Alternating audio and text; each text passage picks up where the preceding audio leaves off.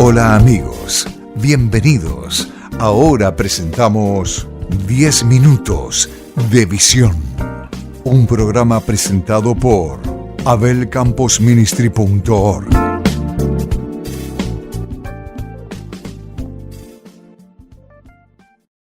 Para abrazar el pacto de Dios o el pacto con Dios, debemos tener absoluta seguridad de que Dios es un Dios que pacta y cumple, que es un pacto, es un trato entre dos partes.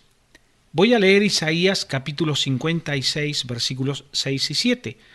Y a los hijos de los extranjeros que sigan a Jehová para servirle y que amen el nombre de Jehová para ser sus siervos, a todos los que guarden el día de reposo, en aquel tiempo se guardaba el día de reposo, para no profanarlo, y abracen mi pacto. El poder de abrazar el pacto, de unirse en pacto con Dios. Yo los llevaré a mi santo monte y los recrearé en mi casa de oración. La casa de oración es hoy la iglesia. Sus holocaustos y sus sacrificios serán aceptos sobre mi altar, porque mi casa será llamada casa de oración para todos los pueblos. Y ahora sí, voy a hablar bastante acerca de lo que se refiere pacto. No voy a dar tantas citas bíblicas, sino que quiero explicar para que entendamos totalmente lo que es pactar con Dios. Cuando una persona se convierte, está aceptando el pacto en la sangre de Cristo, el pacto que nos hizo libres de la condenación, el sacrificio de Cristo, el Cordero de Dios, que nos hizo libres de la condenación y de la segunda muerte. Pero también nos da la bendición de ser unidos al pueblo de Dios a través del Espíritu Santo que nos llena la vida para que estemos constantemente unidos al Señor. La importancia de continuar en el pacto con Dios y no abandonarlo. ¿Qué es un pacto? Bueno, un pacto es un convenio que expresa la relación especial de Jehová con su pueblo y resume la forma y estructura de la religión bíblica en ambos testamentos. La palabra hebrea berit aparece 285 veces en el Antiguo Testamento y la palabra griega diateke 33 veces en el Nuevo Testamento. Ambas se traducen pacto. Los pactos humanos siempre es un acuerdo mutuo entre dos o más socios que lo vincula y obliga a una reciprocidad de beneficios y obligaciones. No solo lo vemos en pactos bilaterales, sino también concertados entre grupos, por ejemplo Josué, Abdías. El Antiguo Testamento da varios ejemplos de pactos humanos, pero yo no me voy a referir a pactos de hombre. Voy a hablar más detalladamente del pacto de Dios con su pueblo, el pacto de Dios contigo, si es que eres pueblo de Dios. A través de la Escritura, el término pacto describe más comúnmente la relación formal que existía entre Dios por una parte e Israel como el pueblo escogido por otra. Obviamente, este no era un pacto entre iguales, sino entre el Dios infinito y el hombre finito. El Señor mismo determinó las provisiones del pacto, las dio a conocer a su pueblo y les dio la posibilidad de aceptarlo o rechazarlo, o sea, el libre albedrío, la libertad de escoger si pactar con Dios o no. Entonces, una vez ratificado, sin embargo, se consideraba que era obligatorio tanto para Dios como su pueblo.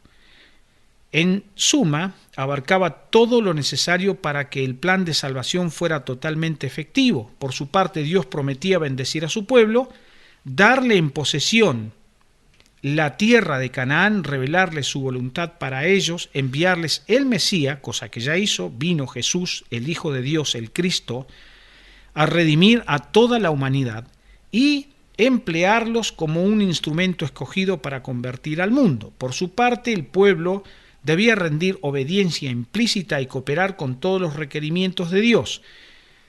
En una forma preliminar, este pacto fue hecho con Adán primero. Primero fue el pacto con Adán, en ocasión de la caída, y más tarde con Noé, otro pacto que hizo Dios con el hombre. Pero llegó a ser plenamente efectivo por primera vez para Abraham y su descendencia.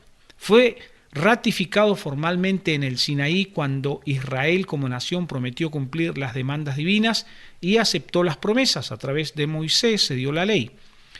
Después de siglos de infidelidad y su compromiso de cooperar con Dios, fue liberado del pacto y se le dejó ir en cautividad como señal de que sus provisiones ya no estaban en vigencia. O sea, fueron trasladados a Babilonia, cautivos, y a la vez Israel fue invadida, el país fue subyugado por el reino de Nabucodonosor. Al volver del cautiverio, Dios prometió hacer un nuevo pacto con la casa de Israel y con la casa de Judá. Esto dice Jeremías, es muy bonito lo que dice Jeremías 31. Este es el pacto que yo haré con ustedes, dice Dios. ¿Cuál es el pacto? Escribiré mi ley en sus mentes, en sus corazones, y yo seré a ustedes por Dios y ustedes me serán por pueblo. Al rechazar y crucificar a Cristo, el pueblo judío renunció al pacto y fue rechazado como pueblo escogido de Dios. Al mismo tiempo, Dios transfirió los privilegios y las responsabilidades de la relación del pacto a su nuevo pueblo escogido, la iglesia cristiana. Presta atención. El autor de Hebreos se refiere al pacto con el antiguo Israel como el primer pacto o antiguo testamento. Y también en el libro de Hebreos podemos ver al pacto que hizo con los cristianos, llamado el segundo pacto o nuevo pacto. Esencialmente, las provisiones, condiciones y objetivos de los dos pactos son idénticos. La principal diferencia es que el antiguo fue hecho con Israel como nación, mientras que el nuevo se hace con los creyentes en Cristo en forma individual. Este también es llamado el eterno, pacto eterno. Se puso en operación en el Edén cuando el hombre pecó, pero no fue ratificado hasta que la sangre de Cristo fue derramada en la cruz. El antiguo fue ratificado en el monte Sinaí. Fue, en realidad, una disposición temporaria para permitir que quienes estaban ligados por sus provisiones pudieran entrar en los privilegios y en las responsabilidades del pacto nuevo o eterno. ¿Cuál es el pacto que ha hecho Dios con nosotros? En la sangre de Cristo, en el sacrificio de Cristo y el derramamiento de la sangre de Cristo, ha sido establecida la unión nuevamente con el Padre, perdonando nuestros pecados y liberándonos absolutamente de la segunda muerte, de las tinieblas y de la condenación eterna. Dios hizo un pacto. Voy a reiterar la escritura leída en Isaías 56, 6, 7. Y a los hijos de los extranjeros que sigan a Jehová para servirle y que amen el nombre de Jehová para ser sus siervos, a todos los que guarden el día de reposo, eso se hacía antes, para no profanarlo, y abracen mi pacto.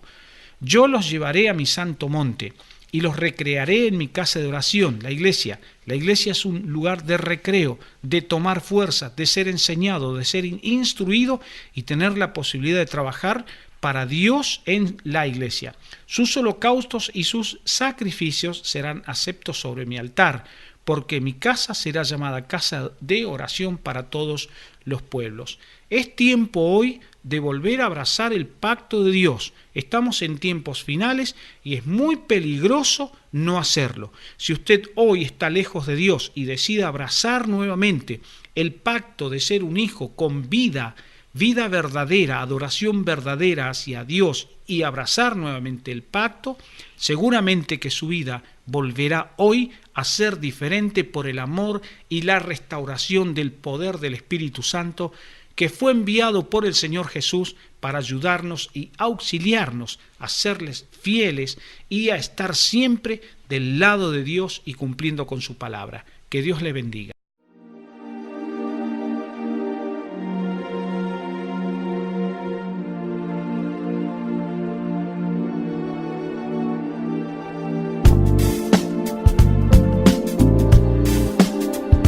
Esto fue 10 minutos de visión.